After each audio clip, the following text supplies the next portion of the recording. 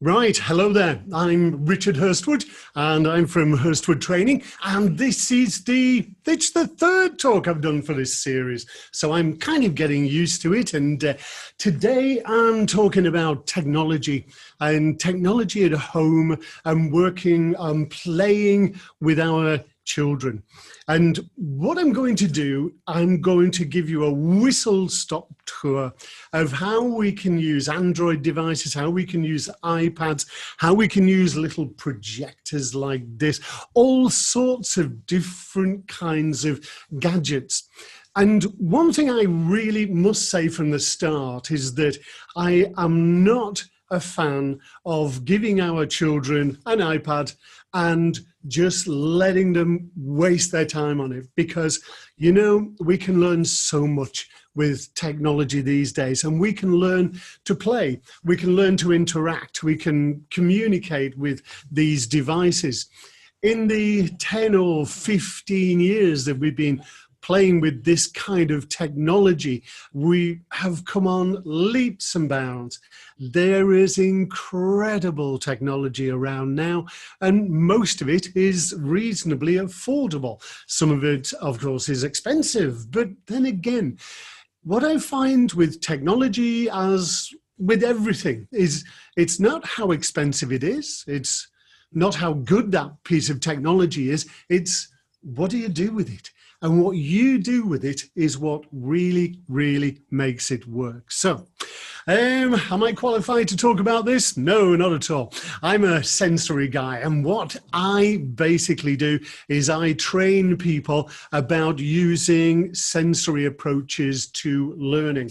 I'm very lucky. I work all over the world, and I had the pleasure last year of being in Abu Dhabi and talking about sensory stories and sensory approaches last year, which was great. Anyway, I've got a lot to say, so what I'm going to do is I'll share my screen, just get me down there, share my screen, and then hopefully I will pop up a little presentation. So here we go. Let's just go there, whoop, and I'm just trying to get that to share. Okay, let's have a look. Now I'm just going to ask Sarah to give me a nod if you can see the screen. Acorns to apples. Fabulous stuff. Thank you very much. So I say acorns because, gosh, many years ago in the United Kingdom, we had computers in schools when I was, well, a little bit after I was at school. And we started off with a thing called the BBC computer. This was an amazing gadget. And if anybody has ever worked on a BBC computer, you're now 38 years older. So that's nearly 40 years we've had technology working in schools. How far has that technology come since the BBC computers were first invented? Well, the technology has really come around full circle because, and I'll whiz through this bit, because back in those days, computers were really expensive. The software was cheap. It was designed by enthusiasts. So you paid a lot of money for the machine, but all the software was developed by, back in the days, it was developed by teachers and parents, enthusiastic people. Then we had support from lots of people because everybody loved doing it. But then along came PCs. And I'm afraid to say we had expensive machines, and then we had companies who were turning out expensive software. Site licenses were hundreds and hundreds of pounds. And I have to say that sadly, all of the, as I say here, the little guys disappeared. So many of the developers back then, they couldn't afford to keep doing it. And we lost them all. I couldn't find any pictures of very sad people, so I decided to choose cats instead. And as you can see, these cats were absolutely, oh, they were so upset. But there was hope, because not too many years ago, along came the iPad. And do you know that, honestly, with the iPhone and with other tablets and other mobile phones, has changed everything in the way we learn. The latest iPad comes out in October, and I know that in the United Arab Emirates, I've been to the Apple store there quite a few times in Dubai, and wow, fantastic place it is too. Your next computer then is not a computer, because if you think about it, it says there it's a magical piece of glass. It's so fast, most PC laptops can't catch up. But do you know something? They're talking, although that is an Apple ad, they're talking about your phones. Because most of the phones that we carry around in our pockets are way, way faster, way advanced from any technology that was around with PCs, even probably 10 years ago. I'm not just going to talk about iPads, I'm also going to talk about Android systems, mobile phones, those kinds of things, because again, these are tools that we carry around with us a lot of the time. Why should we use an iPad? Well, it personalizes learning. The thing about a little screen is that the child can learn from something that is aimed at them. When you have millions of apps to choose from, it generally doesn't matter what the subject is. We're going to find something that will interest that child. And when I say that child, I mean it's for everybody. And do you know, I'm amazed, even with children who've never seen or worked with an iPad before. You put one of these down in front of them and they know how to do it. They just intuitively know how to flick through the screen. They know how to make apps work because it is a very natural way of working and playing. The other thing is that these are portable. We can take them anywhere, so we can play anywhere. I made a video this morning for YouTube, which was about sensory lights that plug into your iPhone or an Android phone like this. And what I said was, if you need sensory in the supermarket, you've got it. It's right there. It's also about worldwide learning because many of the apps come from overseas. And, you know, I pick up news from all over the world now, not just from the UK. So it helps us get a much better balanced view. So we're going to talk about a science lab, a literacy tool, a research station, a history archive, a language lab, it's an art canvas, it's a music studio, it's a video edit, oh, it's everything. You can do so much with this stuff. It is brilliant. Is it perfect? Nah, of course it isn't. Many people have had different attempts at doing different things with iPads and iPods and Android devices. Do I think that our children should be on these all day? No, most definitely not. But if we allow our learners, our children, limited time on these, they can get great experiences from it. And what I want to talk about first is presentation, because a lot of our learners, especially if you have autism or you're autistic, or if you have a visual impairment, then presentation is everything. Have a look at this. When you're working or playing with somebody who is autistic or has autism, or maybe somebody with complex needs, you may wish to consider this. Consider the ambient light around. As you can see, I'm working in the dark here, but what I'll do now is just start to put a couple of lights on, and let's see what happens to the screen. Now here I've put on a fairly dull light, and it's just off to the left of the iPad. It's actually below the iPad, so it's not affecting how the screen looks, but it's putting a lot of light around the room, which can be really great because it means we're not getting glare on the screen. Now we've got the main light on in the room, but I've managed to position the iPad so that there isn't a lot of glare on the screen.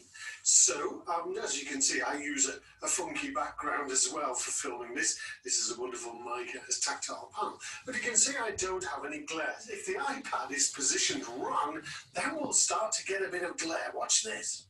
And here it is. This is what many of our students don't need, I'll just move the iPad down and you can see there is the long life lamp up in the ceiling being reflected straight from the iPad. So that's going to be very distracting. So make sure, or try to make sure, if you're working with somebody who's visually impaired, don't have reflections in the screen if you can possibly avoid them, because they are immensely distracting. Now what I've done is put the iPad down on a piece of black material. So this way, as you can see, the iPad is still quite a visual preference there. There's nothing in the background really taken away from it. Even with the visual clutter you can see around in the top right corner and the left side, the iPad is still a really good area of focus. So as you can see, the complex background made a total difference there. Let's have a look at white and see what that does. Now, as you can see, the white background makes a black iPad really stand out. Whereas here, you can see that a white iPad is not quite lost, but it's certainly not as bright. The dark screen on this iPad really helps it stand out. So what you need to do is really experiment with the background to the iPad. Now, although this background is a really nice one, what we might want to do is change it. Make it a little bit more plain. We may want it darker, we may want it lighter. To change the background on iOS 14, what you do is go to Settings, then scroll down, and we're looking for Wallpaper. You can see it just there. Click on Wallpaper, and then it'll say, choose new wallpaper, which of course you can do. So if I go to choose new wallpaper, we have dynamic and we have stills. I suggest you go for stills. That's going to be a whole lot better. Here are the stock pictures that you can use, and I would suggest something fairly plain. So I'm going to choose a black background, just like that. Then at the bottom, it actually says set. There's set, and it's asking me, do I want to set the lock screen or set the home screen? Well, I'll set both. There we go. So now I have a very plain dark background, which if I pull out there, you'll be able to see that's much better. That makes it a lot easier for a lot of our learners to be able to navigate their way around something like an iPad. But there is another issue with iPads and tablets, and that is that sometimes we'll give our children the iPad and they are in an app, they're out of the app, they're into the next app, they're into the next app, they're into the next app, and they are just scrolling around the screen all the time. The good news for that is if it is an iPad, then there is an answer. And this is the last technical video I'll show you because we're going to do some fun stuff after this. But to stop our children from just going into the wrong apps or going into settings and messing things up, we can use a thing called guided access. And I'll show you exactly what guided access does. If you have problems with your learners on the iPad just skipping through different apps or playing with the home screen, you need to know about guided access. This is how it works.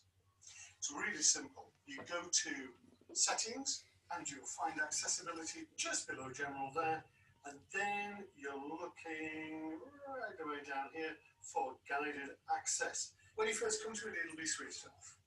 So switch it on there.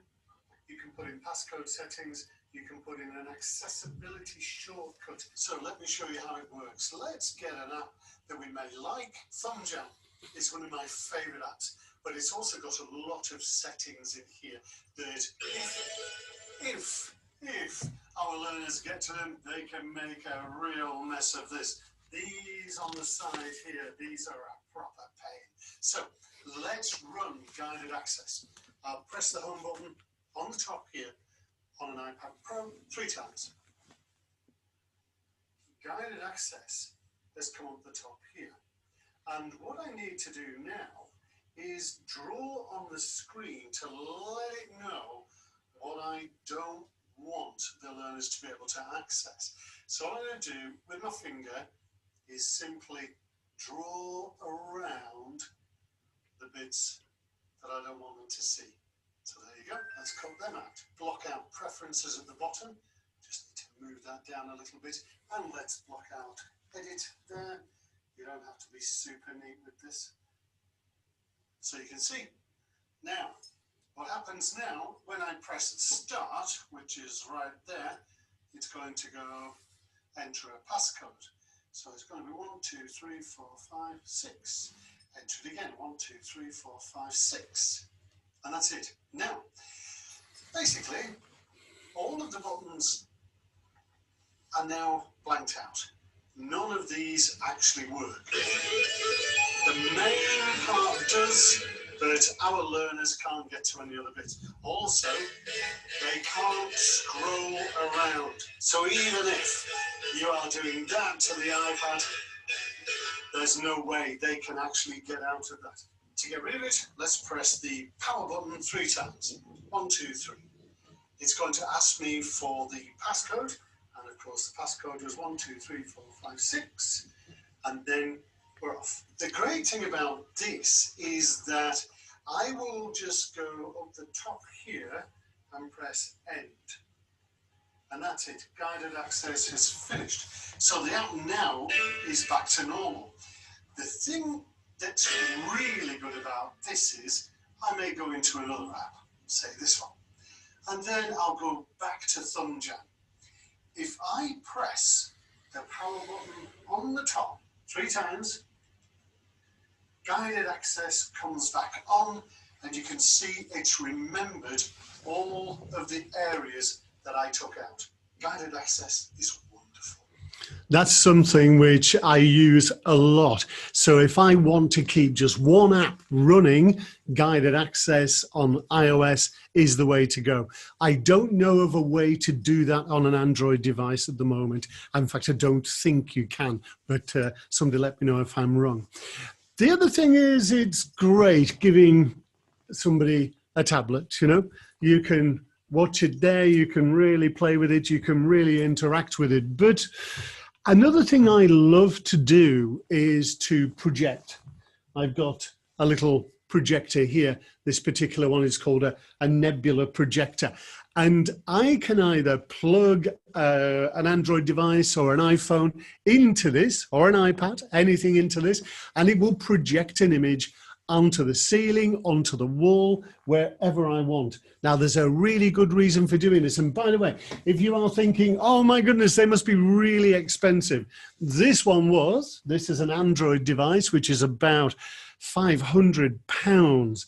But this one, I got this one from Amazon, and that was about £50. So they can be relatively cheap. They can be quite cost effective. And the thing is, you need to have a look around, read the reviews and see what you think. But why do we do it? This is why we do it. If you're wondering why we're very keen to do projection with Pico projectors, here's a reason. The Faces app projected onto a piece of paper. You see, this gets the image really nice and close to the student. Back projecting means that we're cutting down visual clutter as well. And here we go from faces to fish. Take a fish tank, take an iPad, put it onto the camera, put it onto video, and then you can film the fish. You can actually then put it through a data projector or a Pico projector, and there's your fish live on screen. The screen might not be the best way to get the image really nice and close to a child or student. So what I suggest you do is this method, but instead of projecting onto a screen, take an A4 sheet of paper and then project, but back project. In other words, project straight onto the piece of paper, but look at it from the other side as we're showing here. That way you get a really bright image. And lastly, a bit of sound to light. Here I'm using an app called Visualizer Free. Music is playing on the iPad. Find a tune that somebody likes, and then it turns it into a pattern. In this case, onto a tray, which is opaque, which we got from IKEA.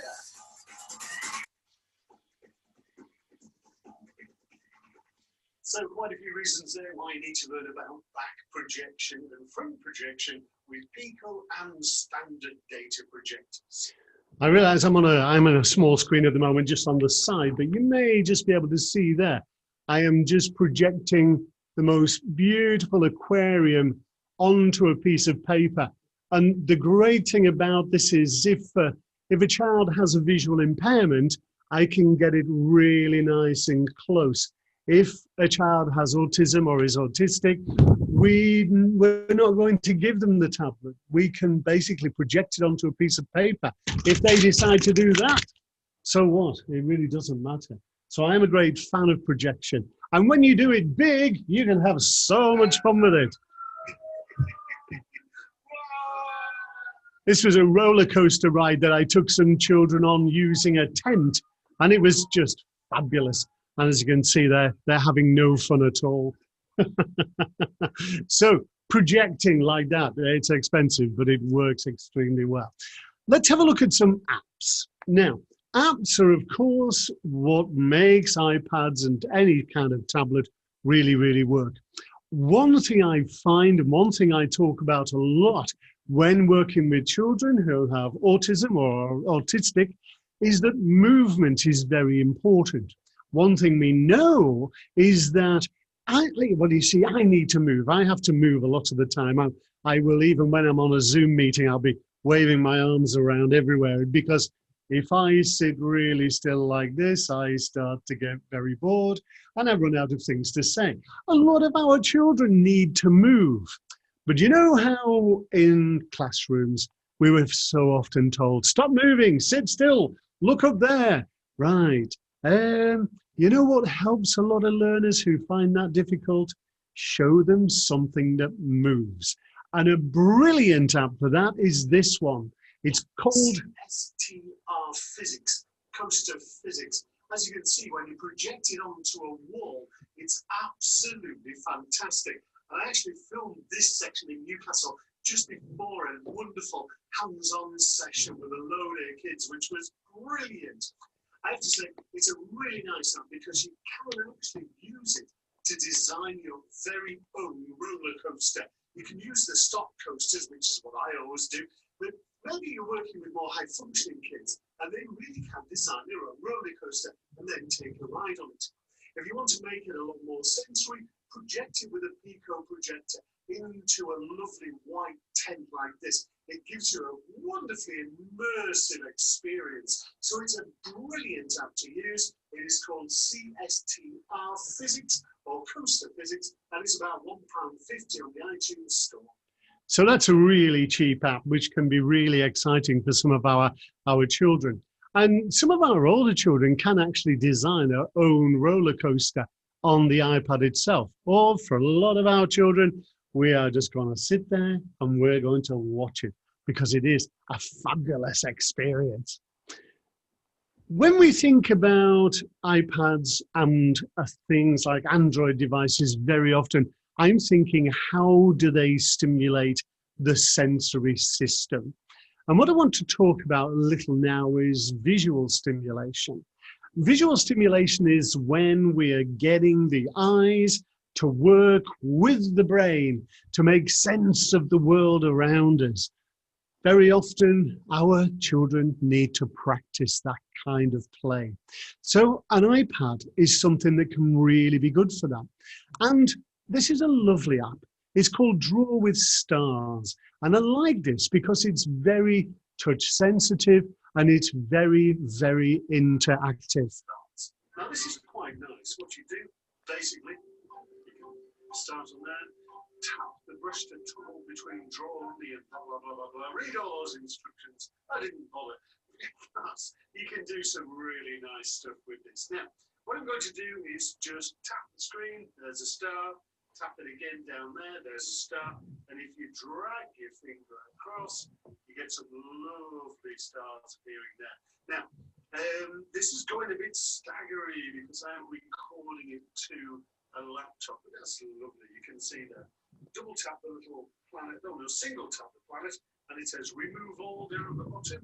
Just down there. So I'll press that. And away they go. So you can see that for early skills, for visual tracking, things like that, these are really, really nice. It's lovely, but there's more to it than this, because if you think about the way you use this with some of our children and students, it could be really, really useful. For example, let's have 1 star there. Let's put 1 star there, and let's put 1 star there. Now, how many stars have I got? 1, 2, 3. Let's add one more star there and one more star there. So how many stars are there now? So we have to count them together. 1, 2, 3, 4, 5. Should we write 5? So there you go, there's a 5. So you could use it for some really, really nice maths. That would be great. Now, let's just get rid of all those. But of course, something Clive Smith from Hirstwood Training said to me the other week, he said, great for writing, you know, just to be able to write your name on there is wonderful. There you go, just write my name. Absolutely great.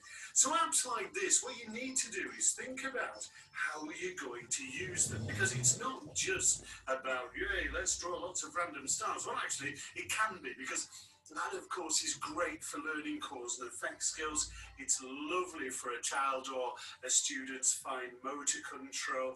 Being able to fill this with stars is absolutely fantastic. But think about your numeracy, think about your literacy. You can use this thing for lots of stuff.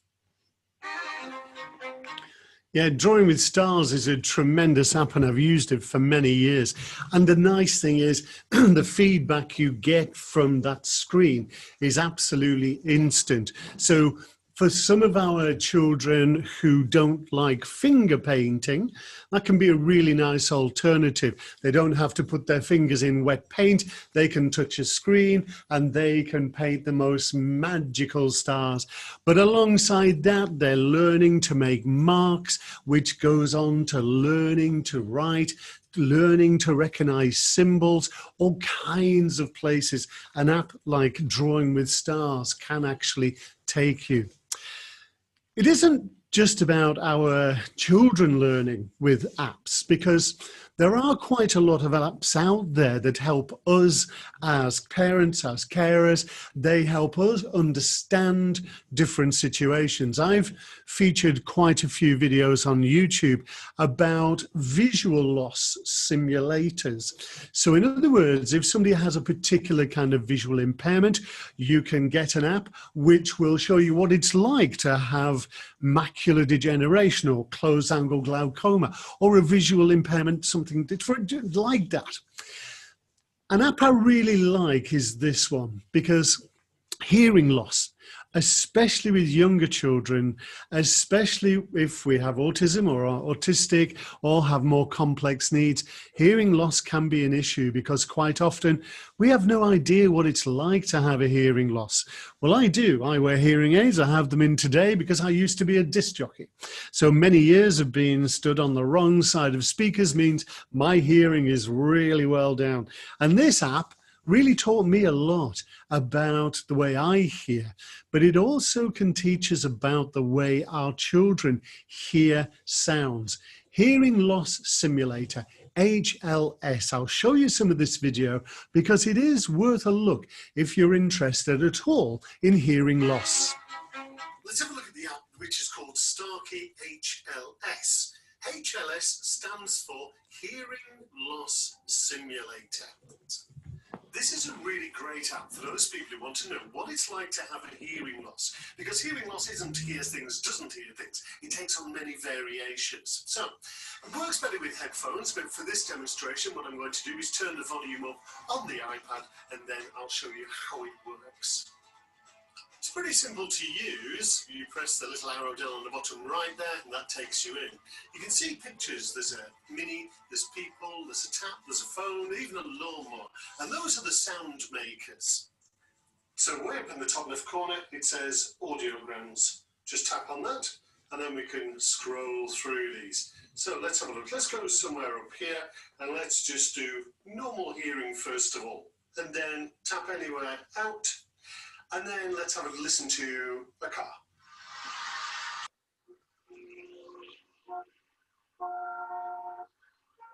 So basically, we can hear people talking, taps running, all kinds of different things. And further down the bottom, there's a lot more you can listen to. So let's go back to the car.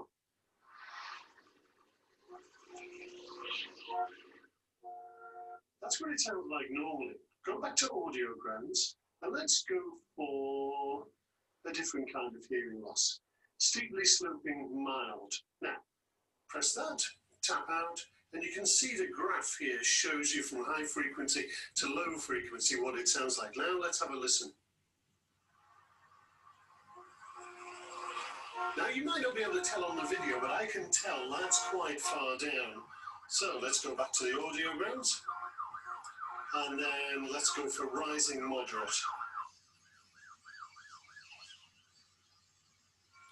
So that is a tremendous app to let you know what it's like to have a hearing loss. Okay, still on the subject of sound, let's move away from apps.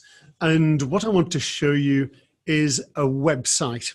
So this is purely online. It's an absolutely brilliant app, which is a live app. Now, it's at bouncyballs.org. You can access this from your phone, from your computer, from a tablet, from absolutely anything. And this is a sound operated website. This is an amazing thing. It's a website, bouncyballs.org. It's absolutely wonderful. The whole idea is not getting the balls moving, it's keeping them still. Here we go. Let's switch the microphone on. So, if you're in a noisy place, the balls are going to bounce around like that. And what you have to do is go really quiet to stop them from bouncing. Ooh. It's great. It's really nice. So a little bit of vocalization can set them off. Even breath noises work. And the other thing you can do is change the themes. So let's go to emojis. Whee. So now we've got emojis. Oh, you can have lots and lots and lots and lots and lots, by the way. Look at that. Tons of emojis. Let's just take them down a bit, take a few out, and let's go for bubbles. There you go. So bubbles is wonderful. My favourite, however, is eyeballs, and kids absolutely love it.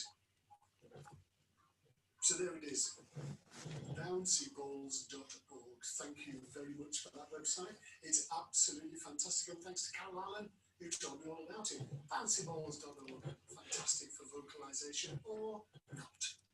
Bouncyballs.org was designed for schools, and it was originally developed for classrooms to get all of the children to be really quiet, to make sure if nobody makes a noise, all the balls will stay at the bottom. But if they don't, then the balls start to move. And believe me, it works tremendously well in some schools. But if you're trying to encourage a little bit of vocalization, if you're trying to get breathing right, all of those things, then that bouncyballs.org is a wonderful website. Don't forget, you'll need to switch a microphone on if you're going to work with bouncyballs.org. That's the only thing about that. Now, another way to make sound is with some brilliant sound apps. This one is definitely one of my favorites. It's called Incredibox. I forget who it was who showed me this, but thanks very much, whoever it was. It was a few weeks ago. In fact, it was before the summer. But this is great. Choose a theme. So let's go for Brazil. There you go. Now, what happens with this app is that you basically just have to choose a load of instruments. So let's just pull that to the center a little more. And then you will see here, we go to play. And now, if I just grab one of these and put it on somebody's head, you can hear that. Now, grab that.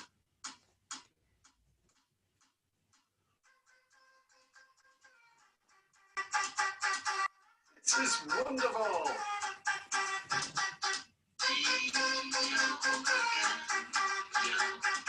So you can take sounds out or put them in.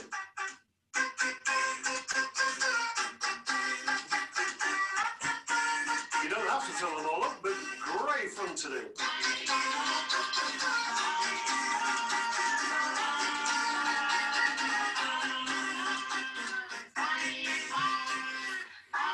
And then when you get fed up with them all, take them out. There's loads more to this app, but I wanted to keep this video short, but it is brilliant. It is, once again, let's just reset, go back to the app itself, and it's called Incredibox. So have a look at Incredibox.com, because there is an online version of that as well, but it works as an app on iOS, and it's on Android as well. I'm pretty sure about that. So now I'm watching the time. How long have I got left? 20 minutes. Oh gosh, do you know there are so many apps? I'm thinking, oh, show you this, show you this, show you this. There are some incredible apps. Not going to show you that, not going to show you that. Shall I show you that one? Yes, let's have a look at this. Here's a really nice app from Cowley Owl. This is a lovely little safe fireworks display. Press play, and then all you need to do is start to build your fireworks. So let's choose one. Have one of those. I'll drag that in, I'll drag that in, drag that in. Then I've got the little tick there to tell me that that's my first firework made right there. Then let's go to the next one. So I'm going to go for a full fireworks display here. So I'm going to fill them all up with lots and lots of stuff. And I'm just about done. Let's just do this last couple of guys. Here we go. Then what you do is light the touch paper. And away go your fireworks.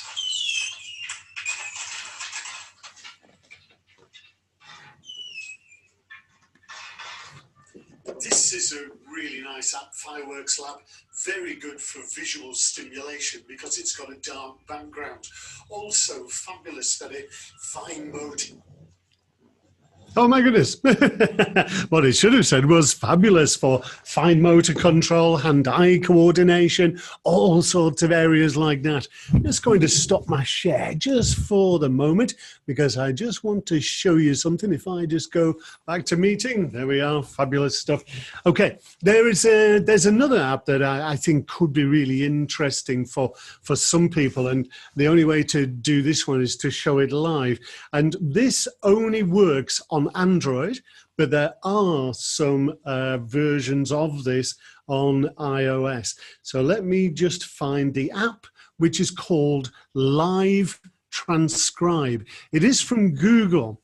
Now, when you've got a hearing loss, sometimes it's really helpful to be able to see text.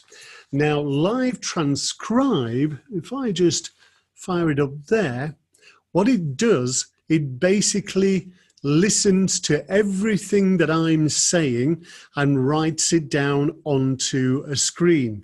Now, certainly it picks up English, absolutely fabulous.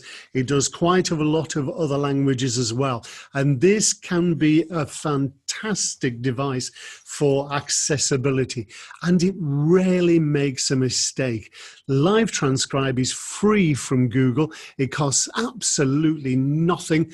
And it is an amazing, I'm just watching the screen now thinking, wow, it is fantastic. And I can use really weird words like, whoa, and it'll pick it up. There you go, it's got it. Live Transcribe, tremendous one. Okay, I've got about 20 minutes left. So what I want to do is show you some other ideas for iOS devices. Let me go back to screen sharing. So I'll just pop that there, screen share, and get me that one, and go into there. And basically, I want to show you an app that is just brilliant for our children who love spinning. So many of our children love things that spin, and they really enjoy spinning themselves. I said to you before that quite often I'm looking for clues here. I'm looking for things that move. And do you know something? This app is just fantastic. Have a look at this. A couple of apps from Simon Evans from No, actually not that one. This one. Here you go. I often talk about learners who have autism or are autistic, and I'll talk about how they often love to spin. Now, something about spinning is that visually it's interesting to spin things, and if you've got an iPad, this is a marvelous app for doing that. It's called Cosmic Top. No idea how much it is, but it will be fairly cheap because it's an iPad app. Now, you can make them small, you can make them big, you can spin it around, you can make this thing go really nice and slow. So you could use it just for relaxation. This is beautiful when you project it onto a wall. Also, the nice thing is you've got total control of this thing. You can make it go manically fast, which is something that I see a lot of our learners doing. They love to spin it really quick.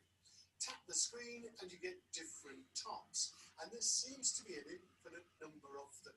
Now, you've got different controls on the side, which I won't go into this movie, but this is a beautiful app for visual work, visual stimulation, fixation skills, tracking skills, all of those things. This is wonderful because it's got a really dark background, bright visual points. As you choose the different patterns, you could be choosing different sizes, you could choose different speeds, so it's not too fast for somebody to pick up on. You can make it a really visual work. It's really for people who have autism, not everyone, but this is one of my most used and favourite apps of all time. It's called Cosmic Top and it's in the App Store now. Cosmic Top is one that when I first downloaded it, I just played with it for ages. It was absolutely wonderful. Some apps work better with what we call peripherals. So here is what we call a peripheral. This one, actually, there's not a lot to this.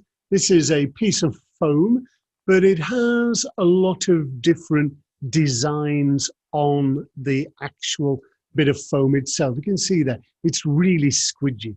This is an amazing tool because even at a young age, our children want to be able to manipulate things. Now, if we can make things like this just a little bit magic, then whoa, this will be fantastic.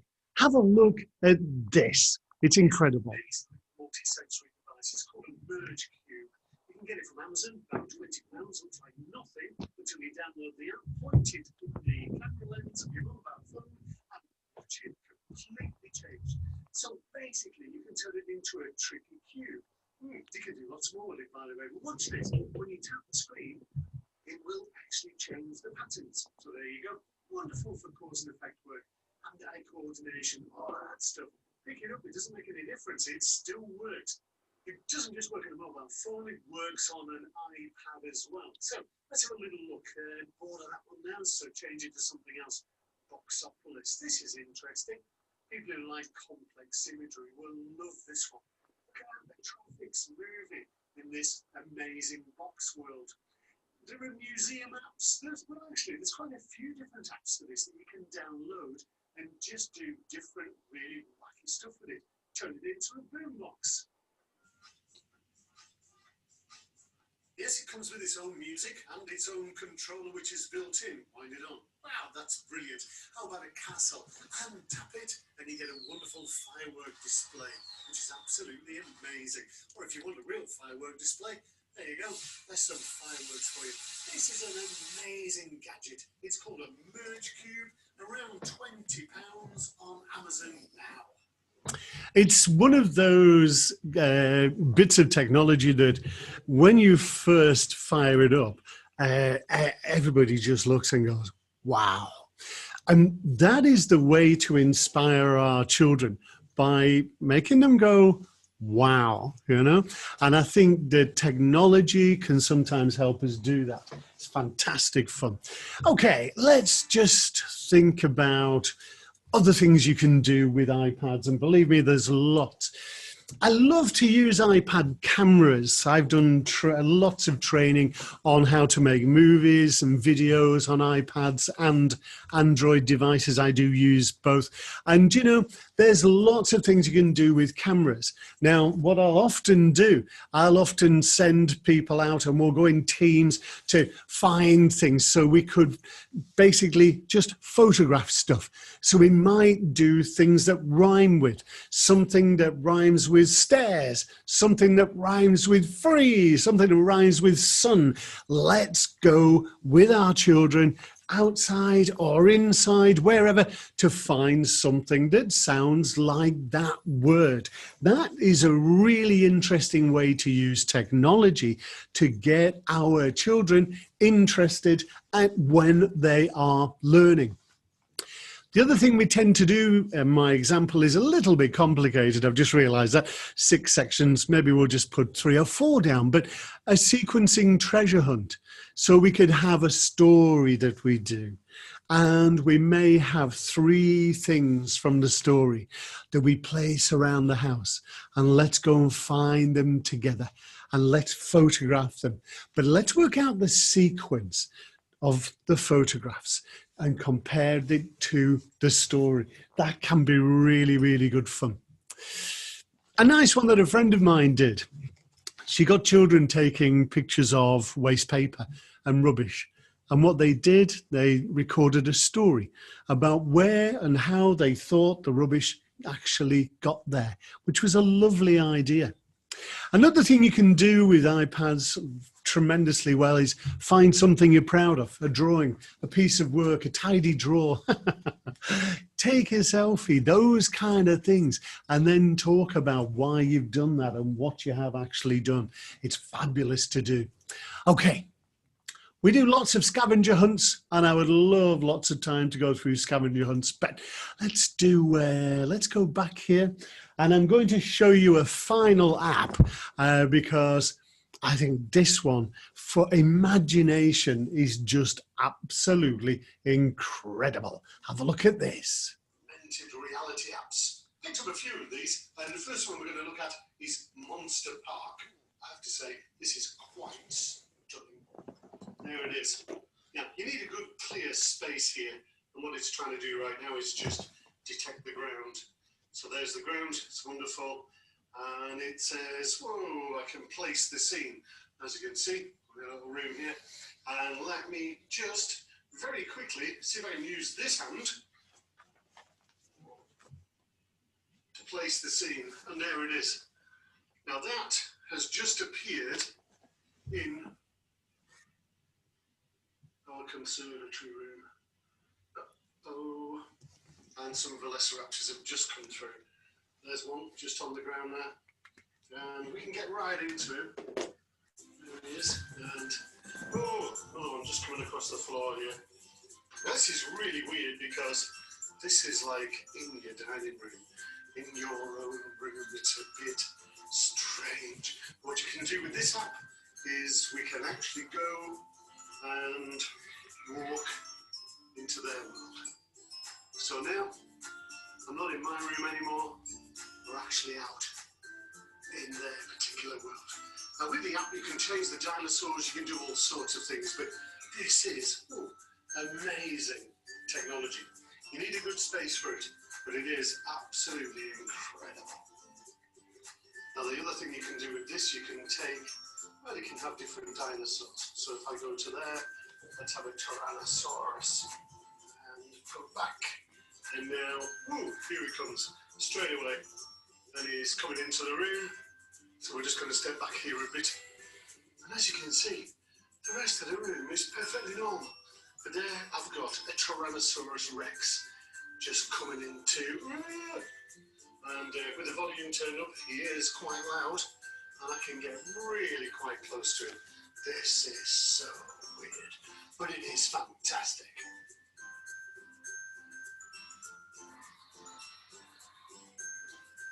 There's also another setting where you can actually take their background out. So you can just have your own pet Tyrannosaurus Rex. And there he obviously needs to go out. So yeah, I better let him out just in case. Oh, there he goes. No, he's going for the handle himself. So wait a minute, let's just see if I can let him out. Won't be a minute. There we go then. I've opened the door. And he's going to go. Come on, get out. Get out. No, he doesn't want to go, so I'll just get out before him. Let's just see if he's... Yeah, here he is. Come on, you. Just see if we can coax him out. Here he comes. Oh, he's sticking around, I think. And the good news is I did manage to coax him out. Here he goes. bring him for a walk. Make sure he doesn't stand in front of the truck. This is hilarious. Hang on. As you can see, he is really quite realistic. Okay, just get him to cross the road while it's safe. And there he goes. Let's see if we can just coax him back over here. Uh-oh. Right, here we go. Come on, you. Here he comes. Lumbering his way across. Hurry up, pal, you're going to get squashed by a car. No! Oh, that was close. Here he comes. And get him onto the pavement. Come on, that's it. And he's back again. Great stuff.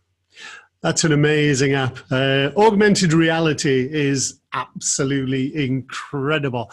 And there's loads and loads and loads of augmented reality apps around, which are just incredible. I've got some from Lego, which you can build your own Lego things. It's absolutely incredible. So I've got, what have I got? 5 minutes, I think, just to possibly take a couple of questions. So let's have a look. Yes. So I'll tell you what, quick question. Here we go. I think, Sarah, did you have a question? You have. Yes, Richard, I actually have a question. So I'm thinking about buying a tablet. Should I buy Android or should I buy Apple? Okay, really quickly, I personally, if you're going to use it with children, you are often better with iOS. You're better with an iPad. They do tend to be more expensive, but the support around, certainly around the UAE, around North Africa, I think is a lot better than it is for Android. The other thing is that on iOS, on an Apple device, a lot of the apps are vetted. In other words, you're not going to have apps that have any gory detail, anything that, you know, is offensive.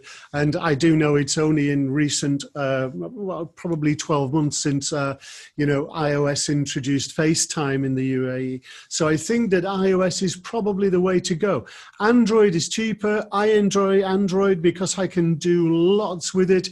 I can customize things, but if anybody is asking me, I'm normally saying now, go for iOS. And I think that's the best way. So Apple, unfortunately, more expensive, but quality is good. And I think that's best. All right. Thank you so much. Actually, I also would like to ask you one more question. So I'm a therapist and I see a lot of children with special needs, especially on the spectrum. So they have autism. So which app should I focus on? Which apps could I use for these type of children? Yeah, it's a really easy answer to that. And that is, there is no answer, because what we have to do is we have to know our children and know what they like. I see list after list after list after list. These apps are great for children who have autism or are autistic. And the answer is no, they're not, because you've got to know your child. If your child loves roller coasters, it's a roller coaster app. If your child loves dinosaurs, it's a dinosaur app. If your child loves, you know, painting with stars, it's a stars app. The beauty of it is that there are so many apps to choose from that it normally is relatively easy to find an app which is going to work with a particular child's likes and needs. So there isn't a good app. I mean, you know, playing with stars is a great one. The spinning top I was showing you, those universally are really, really liked. But the great thing about portable technology like this is you can have your specialist subject right there, right now. Thank you so much. Can I ask one more question? Of course, yes. All right.